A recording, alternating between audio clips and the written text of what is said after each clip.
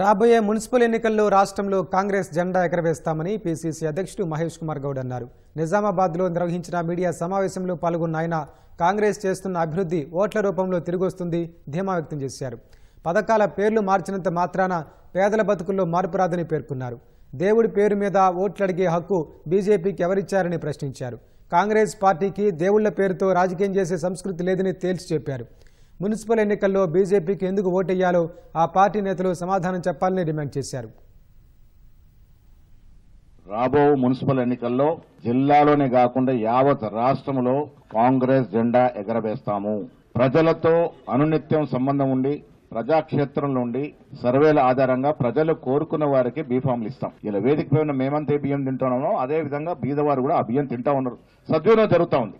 ఇందిరమ్మ ఇల్లు 10 ఏళ్ల కలగా మిగిలింది. డబుల్ బెడ్రూమ్ ఊరించి పేదవాడి కలగానే మిగిలింది. అలాంటి తరుణం నుంచి రేవంత్ రెడ్డి గారు ప్రభుత్వం వల్ల ఇల్లు లేని పేదవాడు లేకుండా విధంగా ఇల్లు ఇచ్చావు. మరొక తరఫు కూడా ఈ ఇల్లు ఇవ్వపోతా ఉన్నాం. ప్రజలు అభివృద్ధిని ఆకాంక్షిస్తారు. దేవుడి పేరు మీద ఓట్లాడే సంస్కృతి కాంగ్రెస్ పార్టీకి లేదు. ఇలా కాంగ్రెస్ పార్టీలో 90% కార్యకర్తలు దేవుళ్ళు పూజిస్తాం. మేము ఏ రోజు కూడా మేము దేవుళ్ళ పేరిట ఓట్లాడగం. ఎన్నికలు రాగానే హిందూ ముస్లిం అరే ప్రశాంతమైనటువంటి వాతావరణం చెడగొట్టి రాజకీయ లబ్ధి పొందాలని ప్రయత్నం చేస్తారు. ఇది ఎంతవరకు సమంజసం? ఇది నేను అడుగుతా ఉన్నాను బీజేపీ వారిని, ఎందుకు వేయాలి మీకు ఓటు? ఒక ఇల్లు ఇచ్చిన ఓటేయాలనా? ఒక ఉద్యోగం ఇచ్చిన ఓటేయాలనా?